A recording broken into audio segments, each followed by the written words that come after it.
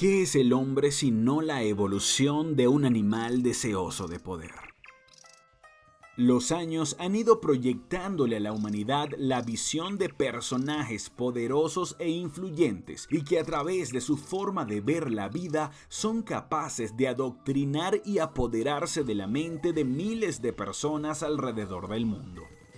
La verdad suprema es un capítulo grotesco en la historia contemporánea. Y la razón es simple. Shoko Asahara, líder indiscutible de la secta, manejó a placer las creencias de distintas religiones para gestar un ejército implacable, cuyo propósito de vida era acabar con la raza humana que no pensase como ellos. El sintoísmo fue la semilla de donde arrancó todo. Esa creencia asiática que considera como seres divinos a la fuerza de la naturaleza, a los animales y a un pequeño puñado de hombres que, según ellos, nacieron con la misión de liderar a multitudes. Dicho pensamiento japonés, animista y chamánico se basa en el respeto a las divinidades llamadas kami. Explicado de otra manera, en esta visión religiosa, uno de los mandamientos principales es que hay personas escogidas para tareas casi tiránicas. La traducción del término kami al castellano sería como lo que está por encima del hombre. Y ahí es donde entra en acción nuestro protagonista de hoy. Shoko Asahara, luego de un viaje de varios meses a India, entendió su lugar en la tierra. Él era un kami, se veía como un kami y por supuesto que comenzaría a vivir como un kami. Emprendió la confección de su propia secta religiosa viéndose como alguien que está por encima de los hombres. Ese tiempo en India le permitió alcanzar la iluminación holística y de regreso a su país natal en un pequeño chalet comenzó las reuniones de captación de talento, teniendo especial fijación en jóvenes estudiantes. El líder supremo, como se haría llamar después, dirigía sesiones de lectura de obras religiosas, profanas e incluso ocultistas, lo que se mostraba como el gancho perfecto para atraer personas con distintas maneras de pensar. Y así con un chasquido de dedos pasó de tener 5 a 200 seguidores. Nunca priorizó el poder económico, pero sí el intelectual. Sus súbditos tenían en su gran mayoría carreras profesionales, culminadas en distintas vertientes que años después les serviría para iniciar su propio laboratorio de experimentos. Shoko ofrecía a sus discípulos la vida eterna a través de la transformación del pensamiento, utilizando la oración, la meditación y los ejercicios de yoga. Personas que estuvieron dentro de las sesiones de la verdad suprema, años después confirmaron la mezcla de energías que se percibían en ese sitio. Era como si por momentos uno levitase, como si nada doliese. Solo lo puedo asemejar a los efectos de la droga, comentó Jun Park Lee a un diario importante de Tokio. Y con el tiempo las nuevas ideas van tomando forma, fondo y espacio en el universo. Pasaron de ser un grupo clandestino a convertirse en una fuerza neorreligiosa con mucha posibilidad de expansión. Luego de tener una sede en Japón, se propagaron como una epidemia indetenible en Rusia, Alemania, Estados Unidos e incluso Sri Lanka. Burocráticamente, Asahara le agregó al culto el nombre de Aum Shirinkyo. Su lema era: un grupo élite de científicos evolucionados espiritualmente y obligados a vivir bajo tierra durante una etapa de barbarie, preparándose para el momento en el que resurjan de sus cenizas y reconstruyan la civilización. La idea de un nuevo culto fanatista que peligrosamente combinaba la religión con los conocimientos científicos no le parecía nada gracioso al gobierno de Japón, que le negó el permiso de ser reconocidos como ente espiritual casi por 2 años. El problema era que seguían creciendo como la maleza en medio del trigo. y llegaron a ese punto donde no había ningún basamento legal que evitase su conformación religiosa, y en 1988 Japón reconoció a la Verdad Suprema como una asociación activa, entregándoles el estatus oficial. Y es desde acá donde lo sombrío consigue adherirse a la genética de la nueva religión que formó Shoko Asahara.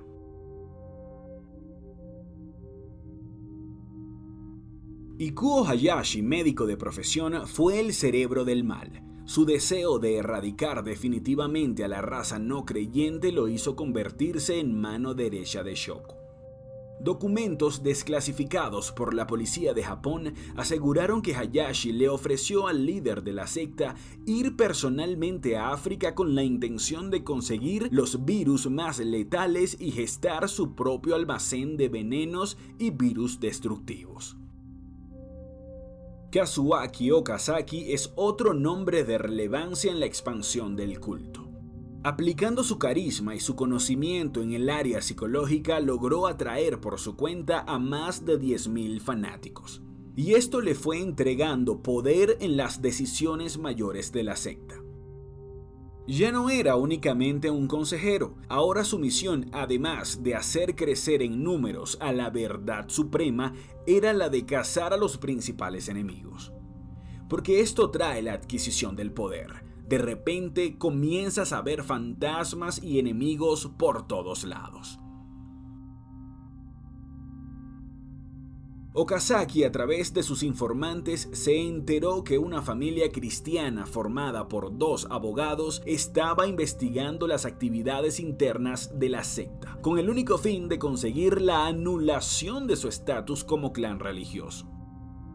Esto, además de llenarle de furia, lo activó para ofrecer dinero a quienes diesen con el paradero de esta familia japonesa. Y como sabemos, cuando hay dinero todo es posible. Okazaki consiguió los datos y contrató a varios sicarios de la mafia de Tokio. Y una noche, mientras cenaban en un restaurante de la ciudad, una moto se les acercó y les disparó hasta asegurarse que cada uno de ellos estuviese muerto.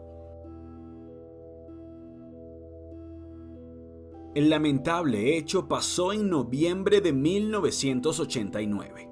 Con ayuda de otros integrantes de la secta, escondieron los cuerpos de tal manera que no fue hasta 1995 cuando se les encontró. Y esto debido a que algunos miembros de la revelaron el lugar en el que se hallaban. Shoko Asahara, unido con Hayashi y Nimi, pensaron, gestaron y ejecutaron uno de los atentados más recordados en la historia de Tokio. La idea era derramar gas sarín en las principales estaciones del metro de la capital de Japón en hora pico.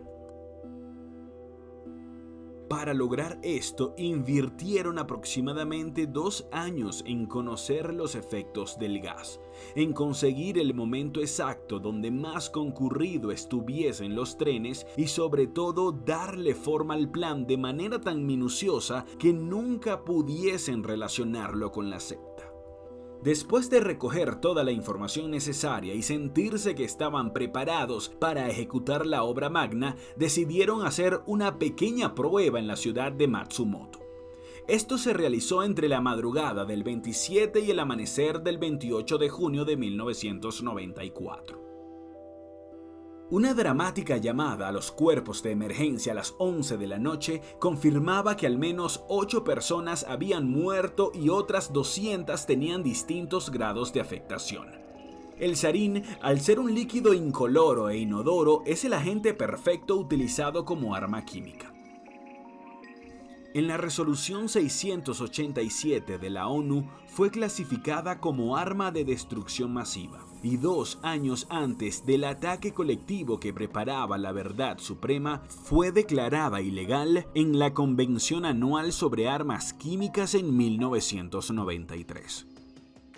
El ejército de los Estados Unidos sugiere que el cuerpo humano solamente puede admitir 0,00001 miligramos de este gas sin sufrir los hórridos efectos. Y esto se debe a que también se puede absorber a través de la piel. Azahara y su grupo íntimo de médicos y científicos escogieron el gas sarín como su carta de presentación ante el mundo por la rápida reacción que tiene en el cuerpo. El fluido intoxica minutos después de haber sido inhalado.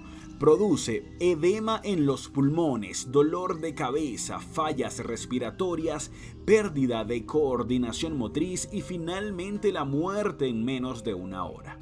Por eso el ensayo en Matsumoto produjo resultados positivos pensando en los próximos actos terroristas que la secta tenía agendados. Los meses después del primer ataque fueron de silencio total en el núcleo de la Verdad Suprema. Nadie hablaba, nadie mostraba el rostro, incluso realizaron varias actividades a las afueras de la capital con la intención de despistar a las autoridades. La Policía Nacional y los entes de inteligencia comenzaban a asociar lo ocurrido en Matsumoto con la secta, pero carecían de evidencias suficientes como para gestar una investigación profunda. Esto llegó a los oídos del líder supremo, quien exigió prudencia y cuarentena total entre las familias cercanas y de más prestigio en el Aum. Ya para 1995 eran más de 100.000 súbditos y Azahara había logrado rodearse con un ejército de soldados leales que estaban dispuestos y preparados para seguirlo hasta la muerte. Los finales de los entes religiosos que se ahogan en su propia sed de poder suelen tener un rasgo parecido: la tragedia. El caso de Jim Jones y el Templo del Pueblo es una buena referencia a ello. Y en el clan de la Verdad Suprema, el dinero, la influencia y los miles y miles de seguidores que tenían cegaron en su totalidad al líder Shoko Azahara. El reloj marcaba las 8 de la mañana del lunes 20 de marzo de 1995. 5 hombres de confianza del líder se distribuyeron en 3 líneas distintas del metro. Estas eran Chiyoda, Hibiya y Marunouchi. El sarín líquido estaba siendo ocultado en bolsas de plástico cubiertas por periódico. Cada uno de los atacantes tenía 2 paquetes, lo que sumado daba en total unos 900 mililitros. Y es acá donde es preciso recordar que una sola gota del gas sarín bastaba para matar a un adulto. Los agresores midieron posición y dejaron los paquetes donde habían planificado. Usando paraguas reconstruidos con una punta más afilada, los pincharon y salieron hacia el lugar de huida preestablecido. El resultado final fue 13 personas fallecidas, 50 quedaron en estado crítico con secuelas incapacitantes y más de 6.000 personas sufrieron daños irreparables en la visión. La reacción del gobierno japonés fue implacable. Desplegaron sus fuerzas especiales por todo el país y aunque al principio pensaron que Corea del Norte pudo haber estado detrás de ese hórrido atentado, esto quedó descartado al interceptar conversaciones entre miembros de menor rango de la Verdad Suprema. En las requisas aplicadas consiguieron planos de otras grandes ciudades del país, varios virus importados desde África e incluso un helicóptero ruso que sería utilizado, según los reportes de la policía, como el móvil donde arrojarían otros gases tóxicos alrededor de la nación. Decenas de discípulos terminaron siendo apresados y muchos de ellos no soportaron los interrogatorios y acabaron señalando a Shoko Azahara como el culpable intelectual y físico de cada acto terrorista. Con esta evidencia en la mano, las fuerzas especiales niponas lanzaron una búsqueda completa y lo consiguieron meditando en una habitación muy pequeña de un complejo perteneciente a la secta. Y como si se tratase de un castillo de naipes, la detención de Shoko desmembró la estructura de la organización. Fueron llevados a juicio más de 189 personas, de las cuales 12 fueron condenados a muerte. En el 2004 se confirmó la sentencia a la horca del líder de la secta, y no fue hasta 2018 que lo ejecutaron. Cerrando así un capítulo más de estas historias interminables que hacen de nuestro universo un lugar inexplicable y difícil de comprender.